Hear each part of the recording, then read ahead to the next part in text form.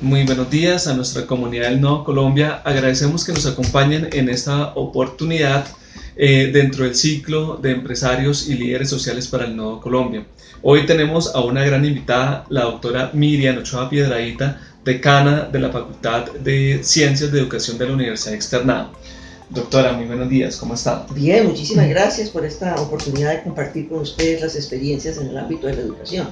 Muchas gracias, doctora. Queremos iniciar esta entrevista que usted nos comente cuál es su perfil académico, profesional, también todo lo que nos quiera comentar. Bueno, perfecto. Yo soy una persona fundamentalmente maestra, a pesar de que tengo varios títulos, siempre me presento como maestra porque es mi profesión inicial, profesión de la cual me siento muy satisfecha y en la cual creo que he sido relativamente exitosa.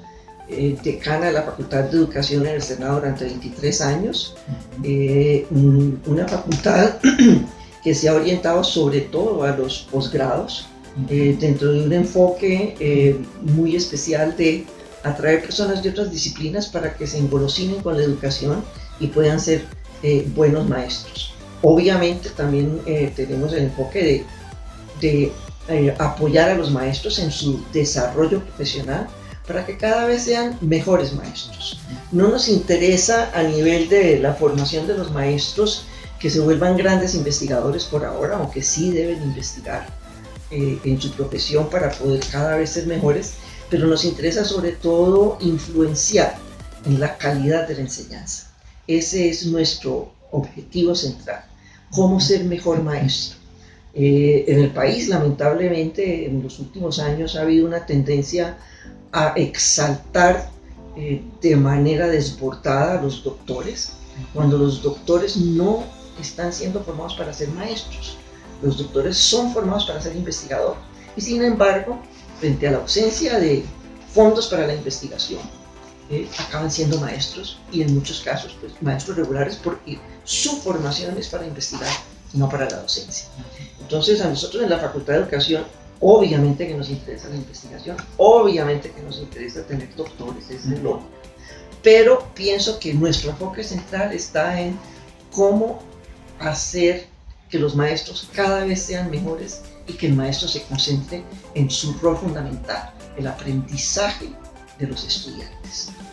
Vuelvo y repito, en estas aras de volvernos más doctores, pensando que teniendo más doctores vamos a ser un país más desarrollado, se nos ha olvidado que si estamos en la educación y si somos maestros, nuestra preocupación central es que el estudiante aprenda y que lo aprenda bien. Ese es un punto importante lo que acaba de mencionar. Yo creo que ahorita más adelante durante el desarrollo de la entrevista podemos tocar el tema de la educación a nivel nacional y cuáles son esos retos. Pero antes de llegar a ese punto, quisiera preguntarle, ¿cómo ha sido su gestión al frente de la decanatura acá en la Facultad de Ciencias de la Educación? ¿Cómo ha sido su gestión, su experiencia al frente dirigiendo y liderando esta facultad? Por ejemplo, es decir, yo entré a la facultad y me encontré con que las facultades de educación no conversan entre sí. Y creamos la Asociación Colombiana de Facultades de Educación en el año 94 para que pudiéramos conversar, aprender los unos de los otros y de todas maneras siempre es mejor hacer las cosas en compañía, hacerlas de manera individual. Entonces, dentro de la facultad ayudamos, fui la primera presidenta de la Asociación de Facultades de Educación, creamos allí el compromiso de mejorar la calidad de la didáctica, la calidad de la enseñanza, la calidad de los aprendizajes y otra cosa que tal vez hace que la Facultad de Educación del Externado sea un poco diferente a las demás facultades es que primero miramos hacia adentro. Yo pienso que una universidad que se compromete con una facultad de educación, ante todo, tiene el compromiso de que sus profesores sean los mejores profesores. Que la Facultad de Educación debe, por encima de todo, nutrir la propia universidad antes de estar mirando hacia afuera. Entonces nosotros hemos buscado un equilibrio, ¿no es cierto?, de ser importantes en la universidad, porque el buen abogado, el buen economista, el buen financiero, el buen administrador, no necesariamente es buen profesor. Es bueno en su disciplina, pero requiere aprender a ser buen profesor también en su disciplina. Entonces nosotros tenemos una gran presencia dentro de la universidad con el apoyo a la cualificación y a la capacitación de los profesores de las otras disciplinas. Y por supuesto también hacia afuera con todo lo que tiene que ver con nuestros programas de formación de maestros a nivel de posgrado. Sí, señora, y ahí viene la otra pregunta que usted lo menciona ahora, que el objetivo pues es también trabajar en conjunto, pero ¿cuáles son esos elementos diferenciadores que hacen a la Facultad de Ciencias de la Educación diferente a las otras facultades a nivel regional o a nivel nacional? ¿Qué es lo que lo diferencia la Facultad de Ciencias Económicas de Ciencias de la Educación de la Universidad Externa? Bueno, nosotros buscamos sobre todo y por encima de todo crear un docente para el país, un docente que comprenda la problemática del país, un docente que esté satisfecho de ser docente. Uno conversa con otros maestros o mira a otros maestros y de alguna manera dicen, miren, no estudio para el maestro porque el maestro va a ser pobre, o no estudio para el maestro porque el maestro nunca va a salir adelante.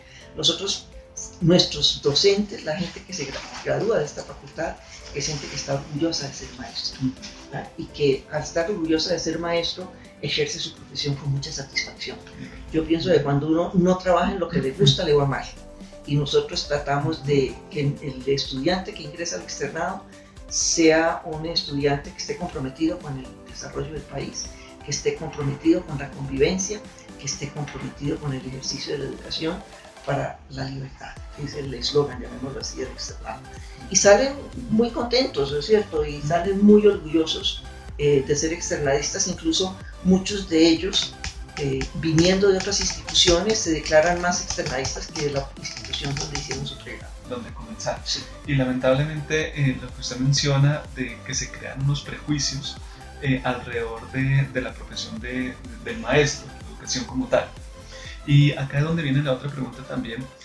¿Qué piensa de la educación en Colombia? ¿Cuáles son esos retos que tiene actualmente la educación y cómo y cuáles son los pasos o los caminos para que esos retos se puedan cumplir? Yo retomo las palabras de un profesor mío, ¿no es cierto? Que decía que lamentablemente teníamos unas instituciones del siglo XIX con profesores del siglo XX y estudiantes del siglo XXI.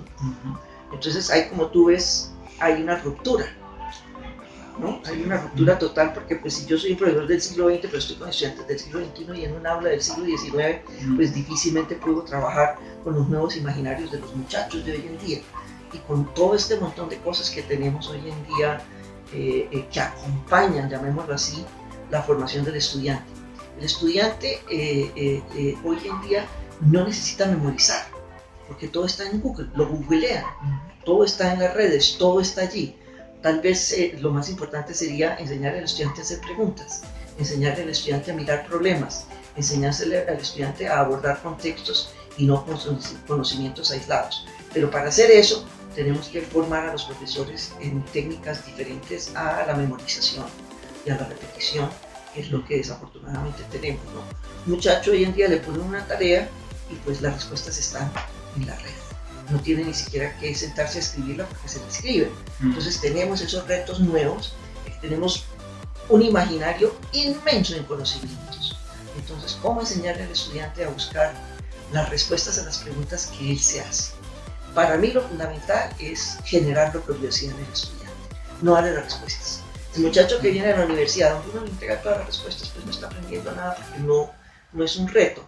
Pero si uno lo reta a preguntar, a estimular su creatividad, a que busque múltiples respuestas en la red y en todos esos recursos informáticos que tienen hoy en día, yo pienso que podemos hacer una cosa un poco diferente. Es decir, hay que sacar al muchacho del aula, ¿no?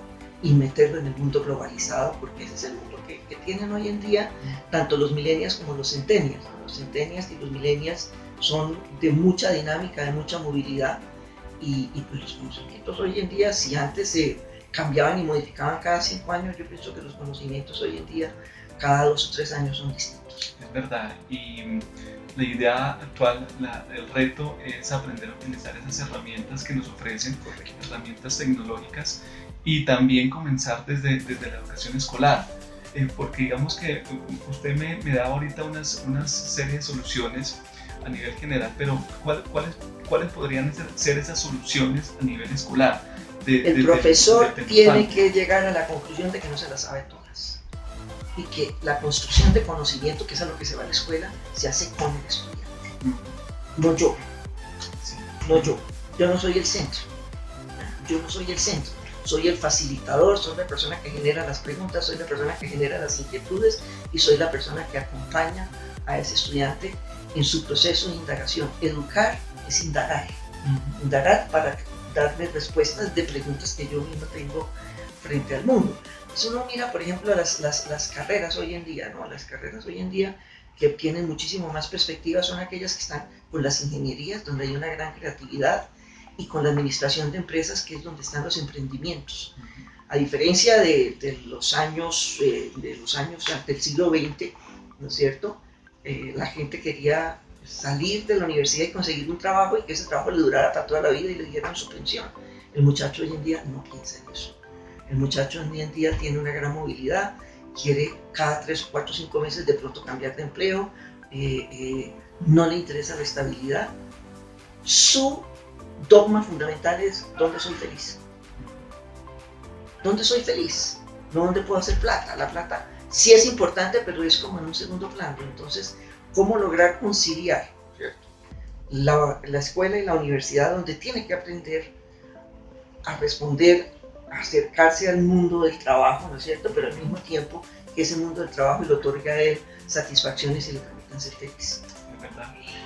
Profesora Miriam, ahora vamos a retomar nuevamente el tema de la educación nacional, pero quisiera preguntarle, un poco saliéndonos del tema de esta educación en general, ¿cuáles son sus características principales de liderazgo para dirigir la decanatura como tal? ¿Cuáles son esas características que la fortalecen, que la caracterizan a usted como líder acá de la decanatura de ciencias de la educación? Para mí lo fundamental es, 1, trabajar en equipo, y 2, no tener temor a trabajar con gente que es igual o mejor que yo. Lamentablemente, ¿no es cierto?, muchas personas contratan personas que no son mejores que ellas porque les dan temores. Yo no le tengo temor a la gente que sabe más que yo. A mí me parece que esa gente me puede aportar, pero eso no es lo normal. Lo normal es una persona, si yo soy la jefe, que esté por debajo de mí, no que me supere en conocimientos, en habilidades y en la cual yo pueda aprender.